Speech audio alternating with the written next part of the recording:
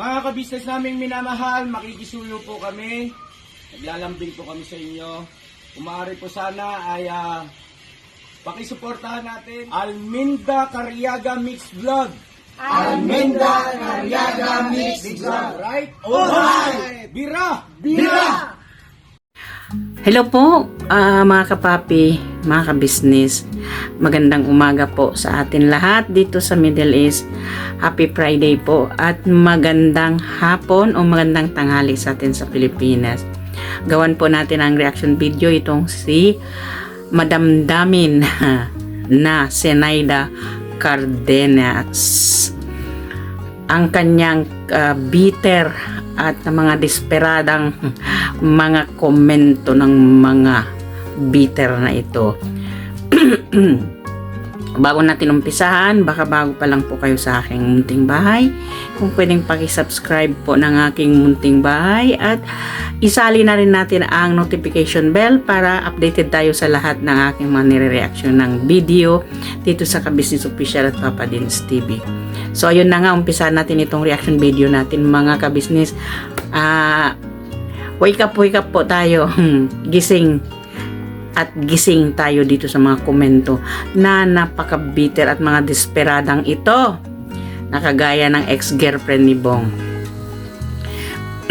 Sorry po sa words na ginamit kong desperada, Kung hindi pa ba naman kayong desperate talaga dito sa paglalab team ni Bong at saka ni Kayla, ay ang dami nang sinasabi, kumbaga against all odds talaga kayo dito sa paglalab team na ito. Bakit hindi na lang kayo masaya dito sa paglalab team na ito na naging totoo na ng panliligaw ni Kuya Bong, di ba? So dito, basahin lang natin itong nagkomento dito na napaka-bitter niya. Itong si Madam Damin na si Zenaida Cardenas. Ang sinabi po niya kasi, may diferensya na si Kayla, nirereto pa kay Bong. Alam naman niya, di ba? Ugali ni Bong, wala nang pagbabago yan. Maawa naman kayo kay Kayla, wag ninyo nang gamitin si Kayla. Yun ang sinabi nitong si Madam Damin na Zenaida Cardenas. So ma'am, Madam Damin pala, huwag na nating tawagin ma'am, hindi ka nais-nais, Madam Damin na lang. Kasi dinaramdam talaga nila itong paglalab team ni Bong kay panliligaw ni Bong dito kay Kuya Bong, kay Kayla pala. Ang maramdamin na komento at mga desperadang hindi matanggap-tanggap nitong mga kampo ni ex-girlfriend ni Bong ang panliligaw ni Bong dito kay Kayla. So, itong tinutukoy kasi niya ay bakit nirereto pa niya kay Bong itong si Kayla. Itong niya ay tinutukoy niya dito ang kabisnes family o si Mr. Kabisnes. For your information, Madam Damin na Zenaida Cardenas, wala pong reto-reto ang nangyayari dito sa pagliligawan na ito. Nung nakita ni Bong si Kayla, binalak niya itong ligawan nang nakita niya. Nung pagkaalis niya dyan kay Clarissa, pagbalik niya dito kay Kabisnes, na-meet niya na itong si Kayla. At syempre na iba, di ba? So, paano mo masasabi nitong si Zenaida Cardenas na nireto ni Kabisnes si Bong kay Kayla? Si Bong mismo ang nagsabi kay Kayla, naliligawan niya si Kayla. Si Bong ang nagsabi kay Kayla na gusto siyang ligawan ni Bong. Sinabi yun ni Bong kay Kayla. So, paano niyong nasasabing nirereto? Dito sa iyo, dito kay Zenaida Cardenas na ito, sino po bang gusto ninyong mapapangasawa ni Bong? Baka po may gusto kayo, kaya kayo bitter Kaya yung mga komento dito ay puro mga desperadang komento, di ba? So, sino ang gusto ninyong mapapangasawa?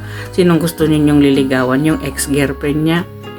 2 beses na po nangyari. 2 beses na sinaktan ng ex-girlfriend niya si Bong, ano pa ba yung gusto ninyong mangyari? Sinasabihan ninyo na nasira ulo si Bong. Gusto pa rin ninyo, ano pa rin ang gusto ninyo? Ito pa rin ang gusto ninyo, na bumalik doon si Bong ulit. First time, sinaktan niya. Second time, aron, sinaktan niya na naman uli itong si Bong. Di ba? Dito sa second time around na ito, nagising na dito si Bong. Kaya, bakit pa ninyo pinagsasabi ang hindi dapat pagsabihan, di ba? Nirereto? Irereto? May diferensya? Anong diferensya? Siguro po kayo, ikaw po, Zenaida Cardenas, ang may diferensya sa utak. Kasi hindi ninyo matanggapin, napaka-desperada at napaka-bitter ninyo kung kayo ay mag-comment. Diba? Napapakita lang kayo, you are so desperate about this love team, diba? Lalong-lalo na itong nakaraan, diba? At isa pa mga kabisnes, mga kapapi, no? Ikino-content na nitong ex-girlfriend ni Bong ang tungkol dito sa diferensya sa utak. Diba? Bakit wala ka na bang views? Magawa ka na naman ng eksena mo.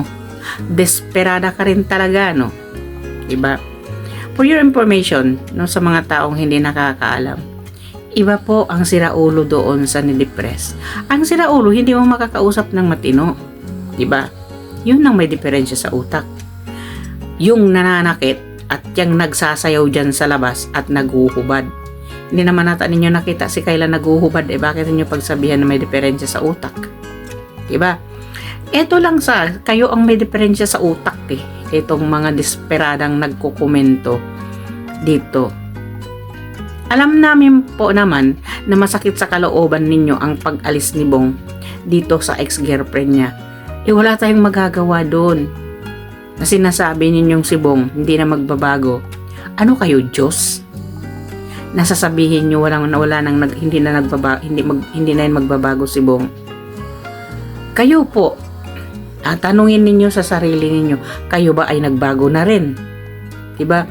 Kumbaga, eto kasing mga bitter na mga desperadang nagkukomento na to, hindi ninyo kasi matanggap yung katotohanan. Hindi nyo kasi matatanggap kung ano yung realidad doon sa buhay ni Bong na nangyayari ngayon. Ayaw ninyo kasi maging totoo si Bong. Gusto ninyo kasi laging nagsisinungaling si Bong. Masaya kasi kayo kasi puro kayo din mga sinungaling, di ba? Kung naging totoo kayo sa sarili ninyo, hindi kayo nagkokomento ng ganito, di ba? Kasi palagay na natin nagkita itong si Bong at saka si Kayla after nang nilayasan niya itong ex-girlfriend niya. So, doon sa paglayas niya, nilayasan niya itong ex-girlfriend niya. Sa ano bang dahilan at bakit niya ito nilayasan? Anong sinabi ni Bong? Ginagamit lang siya dahil sa pagbablog nitong ex-girlfriend niya. So, doon nasupalpal kayo sa kakahihiyan doon, di ba? Lalo't-lalo na itong ex-girlfriend niya na mayroon pa siyang mukha na magagawa ng content tungkol dito sa siraulo o pagka-psychology na ito. Bakit kaya hindi ikaw ang magpa-psychology? Bakit hindi ikaw ang magpapatingin doon sa psychiatrist na yung sinasabi ninyo?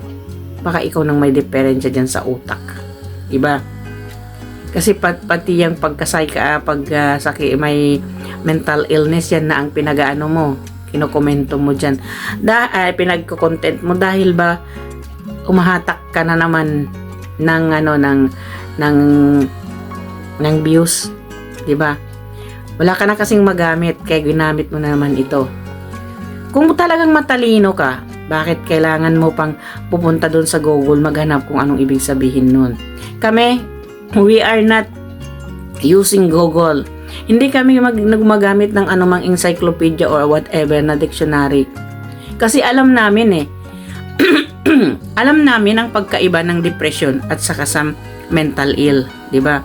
Siguro, sa iniisip ninyo, porket ba't nagkaroon siya ng depression na ipapapsychiatrist mo yung tao, sira ulo na, di ba? Porket na sinasabi nilang o ipatingin doon, i-orient natin yung isang tao. Katulad ko, pupunta ako doon sa psychiatrist, magpapa-orient ako sa kanya, di sira ulo na rin ako. Ang babaw at ang bobo ang tatanga ninyo, di ba? Mga bobo lang naman ang taong sa ganon, di ba?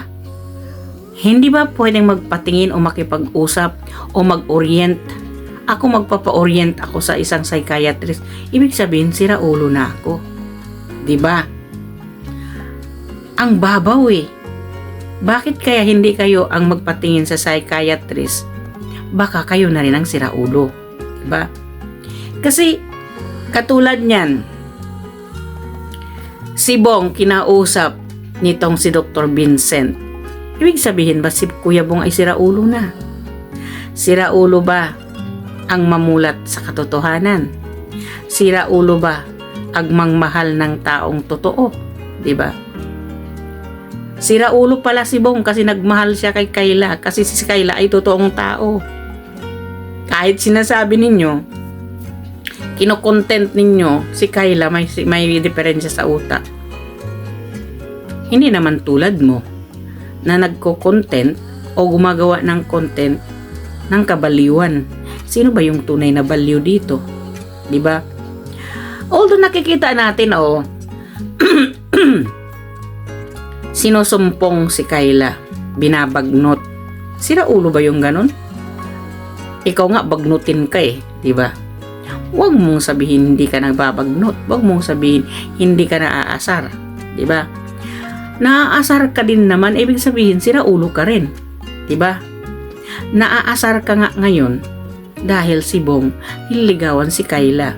Hindi mong matanggap, pinagpalit ka lang naman doon sa may diferensya sa utak, di ba? Ang kalabasan doon, mas higit kang sira ulo. Di ba? Kung matino ka, bakit ka hindi pinagpalit sa matino? Di ba? Ibig sabihin, sira ulo ka rin kasi pinagpalit ka doon sa may diferensya din sa utak. Yun ang hindi mo matanggap. Diba? Yun din ang hindi matanggap ng mga viewers nitong ex-girlfriend ni Bong. Kaya nagko-komento ng ganito rito. Napaka-desperada ninyo. Diba? Kung may utak kayo, kung hindi kayo bobo o tanga, mag-isip kayo. Diba? Wala bang karapatan si Bong magmahal ng ibang na babae?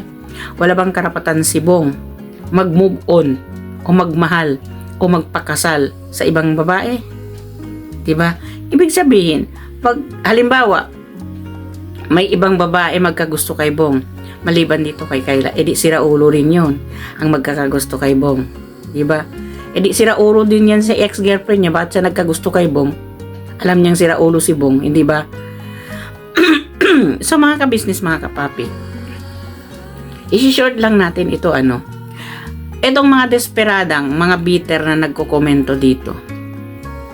You have to face the reality na talagang si Bong nagbago, na talagang ang gusto niya ay si Kayla. Kung hindi naman niya nagusto yung ex-girlfriend niya, di manahimik po kayo. Diba? Kasi nung nandyan si Bong kay ex-girlfriend niya noon, dyan siyang tumira, doon inalagaan nila ng how many months. Wala naman po yatang kayong narinig kay ka-business kasi they are go on their ways. Nagbablog si ka-business na wala siyang pakialam. Kasi ang hangad lang naman ni ka-business doon ay mapakasalan siya ni Clarissa. Pakasalan ni Clarissa si Bong. So this time, hindi nangyari yun. Ginawa niya pang fake yung kasal. Bakit napaka-bitter ninyo ngayon dito kay Kayla? Na nililigawan na ni Bong ngayon si Kayla. Napaka-bitter ninyo. Diba? Ang bitter, hindi lang yung bitter talaga. Yung pang desperada kayo na hindi niyo talaga matanggap itong panliligaw ni Bong dito kay Kayla. Kasi narinig ninyo naman kung paanong interviewin ni Nanay Zenaida itong panliligaw ni Bong kay Kayla. So what more pag ikasal na to, mag-antay kayo, mga desperadang bitter kayong mga komento ninyo. Dito kayo, masisiraan kayo ng bait dito kung ikakasal na yan. Saan pa namang tutungo yan kung hindi sa kasalan, hindi ba? Pangarap talaga yan ni Bong na makasal siya. At ang banggit pa ni Bong, kahit sa ang simbahan kaya niyang pakasalan si Kayla. O di, nga kayo dyan. magiging bitter na naman kayo. Nako, shoutout sa'yo, Zenaida Cardenas. Kasama na itong si Josie. Diba? Hindi nila talaga matanggap-tanggap. Komento ng komento dyan sa aking mga reaction. E di baka bukas magbigti kanyo yan na hindi nyo tanggap.